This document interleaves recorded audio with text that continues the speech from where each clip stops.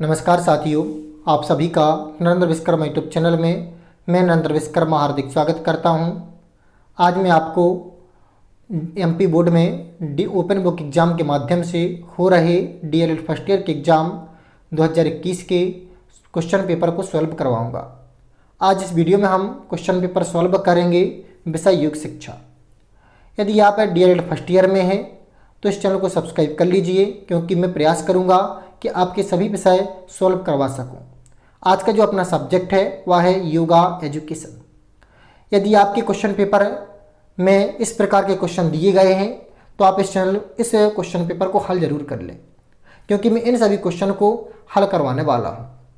तो पहला क्वेश्चन है, योग क्षेत्र के में समावेश होता है ये सभी शारीरिक, मानसिक व नैतिक स्वास्थ्य, ये सभी युग क्षेत्र में समाहित हैं। दूसरा क्वेश्चन है, स्वामी विवेकानंद योग अनुसंधान केंद्र स्थित है, तो बेंगलोर में स्वामी विवेकानंद योग अनुसंधान केंद्र स्थित है। ध्यान का लाभ है मन की शांति में। रक्त संचार हृदय से नियंत्रित होता है। योग का प्रभाव पड़ता है उपरोक्त सभी पर। रक्त संचार त्वचा पर, श्वसन तंत्र पर, ये उपरोक्त सभी पर योग का प्रभाव पड़ता है।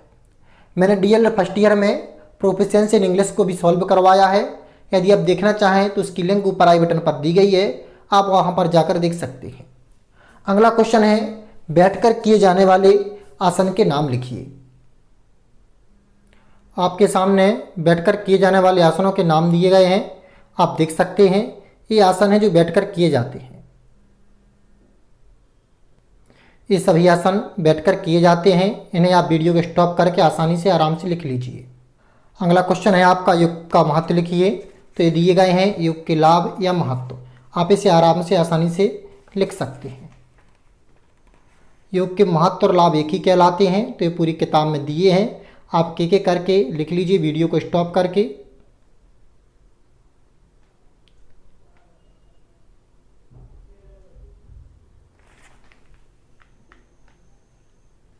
तो ध्यान में बाधक तत्व कौन कौन से हैं, यह क्वेश्चन आप लिख लीजिए। इसका आंसर मैं बोल रहा हूं, आप आराम से एक एक करके सुन के लिख लीजिए। तो सबसे पहले आप आंसर लिखें। आंसर में ध्यान में बाधक तत्व निम्नलिखित हैं। मैं ध्यान में बाधक तत्वों की हेडिंग बता दूंगा, यदि आप चाहें तो इन्हें वर्णन भी कर सकते हैं। तो ध्यान में बाधक तत्व निम्नलिखित हैं।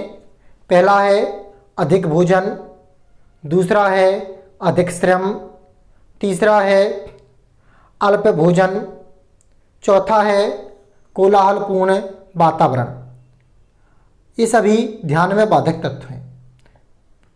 और अगला कारण है खराब स्वास्थ्य।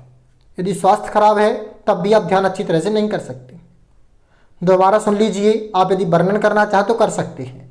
अधिक भोजन, अधिक श्रम, अत्यल्प भोजन, कम से कम भोजन, खराब स्वास्थ्य और कोलाहलपूर्ण वातावरण, ये सभी कारक हैं जो ध्यान में बाधा पहुंचाते हैं।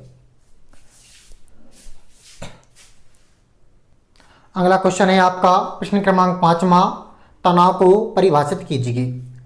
मैं आप सभी लोगों से एक बार फिर कहूंगा, यदि आपको वीडियो अच्छे लग रहे हैं और आप इसी प्रकार के सभी पेपर का सॉल्यूशन चाह रहे हैं, तब इस चैनल नरेंद्र विश्वकर्मा को सब्सक्राइब जरूर कर लीजिए, क्योंकि मैं अभी 2 पेपर को सॉल्व करवा चुका हूं, प्रोफिशिएंसी इन इंग्लिश और योग शिक्षा करवा रहा हूं। इसके बाद शीघ्र सभी पेपर सॉल्व करवाने का प्रयास करूंगा। अगला पेपर आपको शाम तक मिल जाएगा। तो तनाव को परिभाषित कीजिए। तो सबसे पहले तनाव को इंग्लिश में टेंशन कहते हैं। जब हमारे मन में भिन्न प्रकार के विचार उत्पन्न होते हैं जो हमें कहीं ना कहीं किसी प्रत्यक्ष या अप्रत्यक्ष रूप में हमसे संबंधित होते हैं और जो हमारी चिंता का कारण बनते हैं, तो उसे तनाव कहते हैं। सामान्य शब्दों में कहें तो चिंताओं का कारण ही तनाव है। हमारे मन में जो विभिन्न उलझनें उत्पन्न होती हैं, चलती रहती हैं, वही तनाव है। एक बार और रिवाइज करता हूं, सुन लीजिए आराम से। तनाव को इंग्लिश में टेंशन कहते हैं। तनाव सामान्य शब्दों में कहें जो चिंताओं का कारण ही तनाव है। हमारे मन में जो भिन्न प्रकार की उलझनें चलती रहती हैं, वही तनाव है। अब आगे बढ़ते हैं, हम अगला क्वेश्चन देखते हैं। क्वेश्चन क्रमांक है आपका आधुनिक युग की में योग का पुनर्जागरण किस प्रकार हो रहा है। हम इस क्वेश्चन को नहीं करवाएंगे, हम करवाएंगे इसका अथवा संक्षिप्त टिप्पणी लिखिए किन्हीं दो पर, या तो आप यम पर लिख सकते हैं या यम प्राणायाम पर। तो हम दो टिप्पणी आपको लिखवाएंगे, यम और प्राणायाम पर। तो देखें, आपको प्राणायाम पर टिप्पणी लिखनी है। ये आपका प्राणायाम का पूरा वर्णन है, आप जितना लिखना चाहें स्वयं लिख सकते हैं। ये दिया प्राणायाम का पूरा वर्णन, आपको जितना वर्णन लिखना है आप स्वयं लिख लीजिए कि आपको इतना सही है लिखना। इसके बाद मैं पेज पलटा रहा हूं तो उसे भी आप लिख सकते हैं।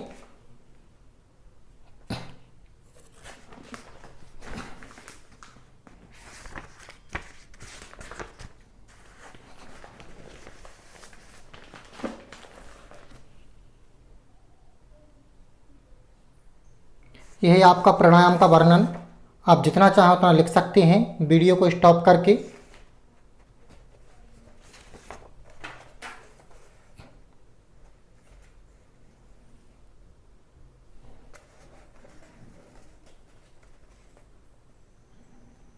वीडियो को स्टॉप कर लीजिए और आराम से एक एक करके लिख लीजिए। प्राणायाम का महत्व, प्राणायाम की विधि, ये पूरा वर्णन दिया है। आप जितना आपको लिखना है उतना आप लिख सकते हैं।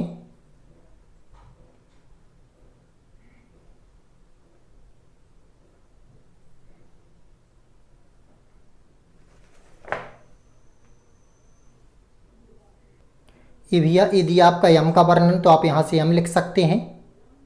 यदि शॉर्ट में प्राणायाम लिखना चाहें तो यहाँ पर प्राणायाम भी शॉर्ट में दिया गया है, आप शॉर्ट में लिख सकते हैं।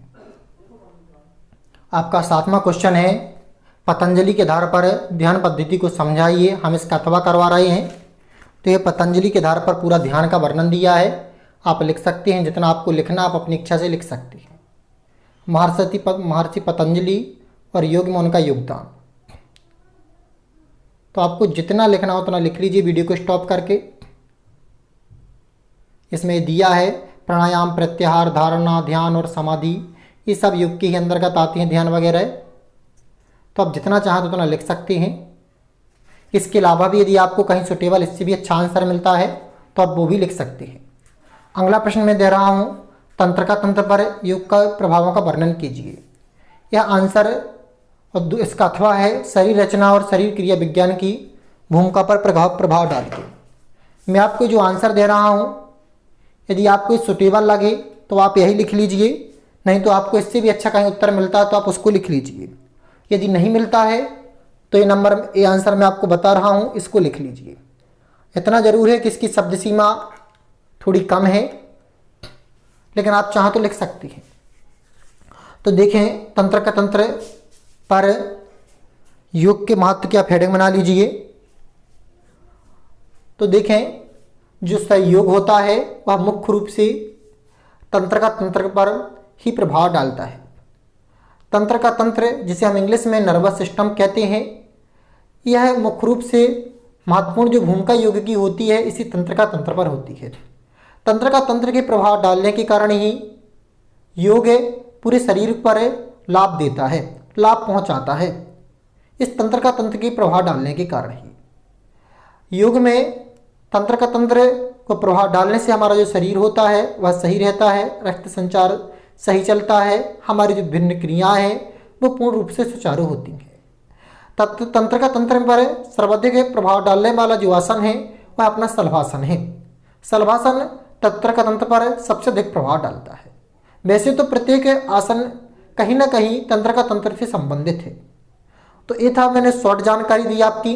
यदि आपको कहीं से विस्तृत जानकारी मिलती है तो आप उसे भी लिख सकते हैं, क्योंकि जो आपका एक क्वेश्चन है लास्ट, ये 4 नंबर का है और कम से कम आप 3 या 4 पेज तो इसमें फिल करें हैं। यदि आपको वीडियो अच्छा लगा तो वीडियो को लाइक करिए। इसी प्रकार के अगले क्वेश्चन का सॉल्यूशन चाहते हैं तब आप इस चैनल को सब्सक्राइब जरूर कर लीजिए। नमस्कार, जय माता दी, राधे राधे, जय श्री राम।